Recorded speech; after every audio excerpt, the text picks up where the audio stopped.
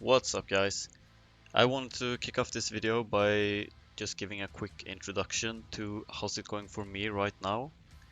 And I'm playing on EU West, and as of right now I'm ranked 1900 and it's going pretty well. My match history, it's a lot of the same stuff, but here in my past 20 games I have only one bot 4, and that's a 7th, which was, it's always gonna happen, you're a bit unlucky. But overall it's going pretty well, and I've been able to climb about 200 LP into Masters. And I just wanted to share with you guys what I'm doing right now and what seems to be working. And I think a lot of people recognize what I'm playing here, and that's towards Pentakill with Akali, and you play Viego, Karthus, Akali as your 3 main carries. It's a very common build, but it's been dying off lately. At least in my games right now, people have not been playing it as much, and that makes it much stronger because you can more than not play it uncontested. I'm gonna go more in depth about the comp and the core comp and all that stuff. But just to give a quick look, this is basically the core comp that you're gonna be running with Superfan, Lilia, Nico, and Gnar. And you play your 3 forecasts, Viego, Karthus, and Akali. And then you just play Mordekaiser, sometimes Kayle, sometimes not. We're gonna talk about that. But also that you can play any one of these, basically, as your main unit. As you see in the game right here, I'm playing Kayle reroll. So like you just take this, you focus on that instead of the other ones. So you just start to roll a little bit earlier, and then you build the same team, but you have this 3-star. You can do the same thing with Olaf. If you find a lot of Olaf early, you basically play the same team early on. You play Superfan and Olaf, and you start to build into, once you hit level 8 or so, you can change into more booster heavy. Because I was running Superfan until like just the last 2 rounds where I got into this team.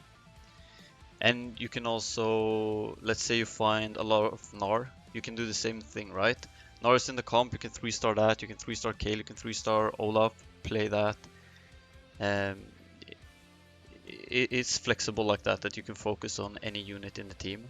However, of course, sometimes you get games where other stuff are good. You play like Wandering Trainer. That's, I think, the game that I think this is, where I 3-starred Lulu. Had to go for something like that. Sometimes you get other stuff, like Senna is really good right now. You can play that if you find a lot of them. You can play Yasuo if you find a lot of them.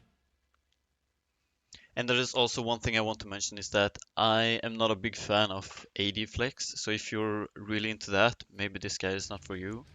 But that's also something, if you want to be more flexible, you can add that into your rotation of comps to play. If you start early with Heartsteel, you can easily play Ezreal and all that stuff. I'm not really into a composition that are focusing on you losing, or when you benefit from losing games. I want to play strongest, and I want to keep winning, go off win streak. But that's totally up to you. And another game here I want to mention now when I see it is that Jax. Nobody is playing Jax anymore, so if you happen to get a lot of Jax, you can play that. People will say it's dead, it's bad, whatever. And also, just picking up Jax on stage 3 as a headliner, it's not bad. Try it out, see for yourself. I feel he's still doing pretty well. And if you're going, one item that you have to have is Edge of Night. It's probably the most important, I think, so that he loses focus. Not that you see a lot of people forcing Arya right now, but it's still very, very good. He dies too easily, and Edge of Night also gives him some extra time to heal up and come back into the game. Alright, time to have a look at the comp. So for super fans, you'll be running Lilia, you'll be running Gnar, and Nico. These 3 for standard, and then Mordekaiser works really well here because he synergizes with Lilia for Sentinel. and of course is also Pentakill, which you will be mainly focusing on. And then you have your forecast and main carries, 3 of them. You have Karthus, Akali, and also Viego. And the last unit you will be playing is Kale. The team will always look something like this. It's also kind of flexible how you want to play it, depending on what you get. If you get one, once you reach level 8 and you get one of these as your headliner, you can play almost any trait. If you get Pentakill, you just add Yorick. This is what you aim to do. You aim to get Pentakill because it works like perfectly. You get both Guardian and Master 2 and 7 Penta. So this comp you can run like this without having any spat. You don't have to have Pentakill Akali. Of course it works really well because then you can have Edgelord instead and you will still get to 7 Penta if you have the spat. You can also play Executioner, like if you happen to get Executioner on one of these guys, you can add in one extra Executioner and you just play 4 Executioner instead. So it's super flexible. You can go for 3 Edgelord really easily. You can go for 4 Executioner, or you can just play the better build, right? And you get Pentakill, and then you have Yorick. So yeah, that's it. It's very simple. I'm also gonna go through like how it would look like in game. And when I'm here, I can also just give you one quick, just like if you decide to play Jax ever, I will just say this: if you have the Marsher trait or the Marsher augment, it works for every minion around the target, right? So you want to stack your Marshers in a way where like they have surrounding allies like this, because then they will have 4 benefits. So it's like you want to stack as much as you can. Like if you didn't know that, it's just for the Marsher augment. And also another tip is that you want to have Lux in the second row, and you want to scout to see where your opponent. This is easier to do like late game. Let's say you make top 5, because then you sort of know which one you're facing. So you want to have Lux in the second row facing like the same as your opponent's carry, because then she can jump all the way to the back line and one shot. Alright, so that's enough for Jax. Another thing I would like to say is just when you start off the game, right? When you start off the game, what are you doing? What are you looking for? Vi is super good. She can handle all like the Marsher items, and you can build on Punk. Like if you get Vi as headliner, you can build towards Punk for stage 2 and 3, and you can build towards Marsher. Not like playing Marsher late game, but just playing some Marshers to, let's say you have like a team like this. Vi is super good as your first carry. Olaf is super good as your first carry. Probably the best one, because then every unit you want late game fits early too, and you can stack on Pentakill from there. Let's see what else. You can also play Yasuo. He can handle Akali item. Other good ones: Gnar works, Jax works, Katarina works, Kale works. Yeah, that's pretty much what you're looking for at the beginning. Also, Aphelios can handle Akali items very well. And that's it for early headliners. If I want to ever play Jax, this is the core comp that I run.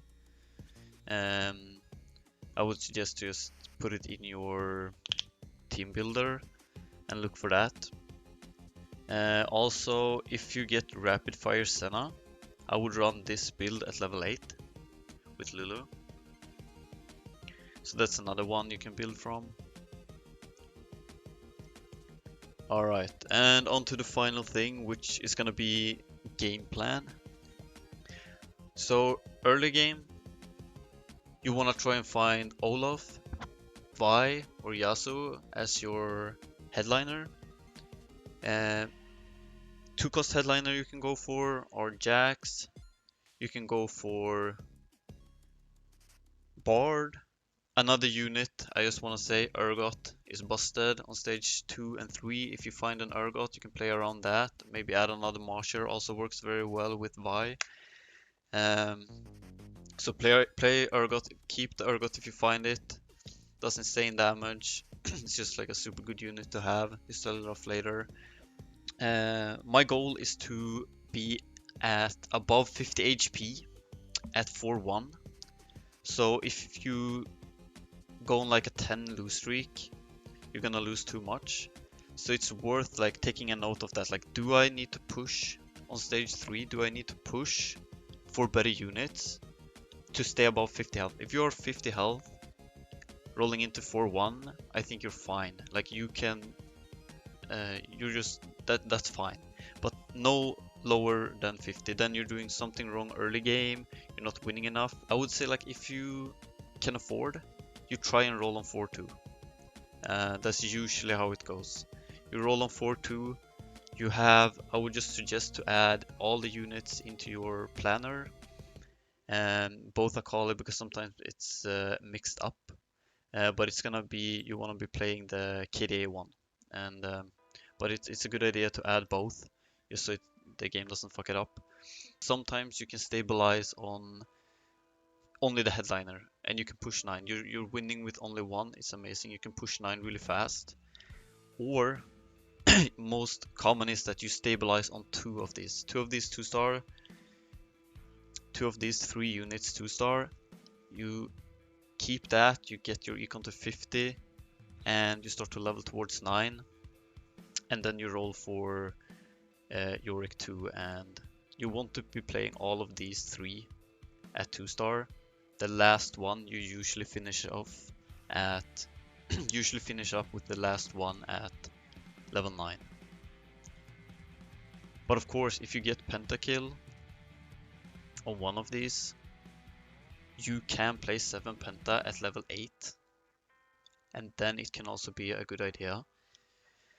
If it's confusing, you can also always hit me up in the comments down below with questions. You can also catch my games live on Twitch, twitch.tv/swish_live, and just feel free to ask any type of questions and I'll be sure to answer it. Alright guys, take care, see you in the next one, peace.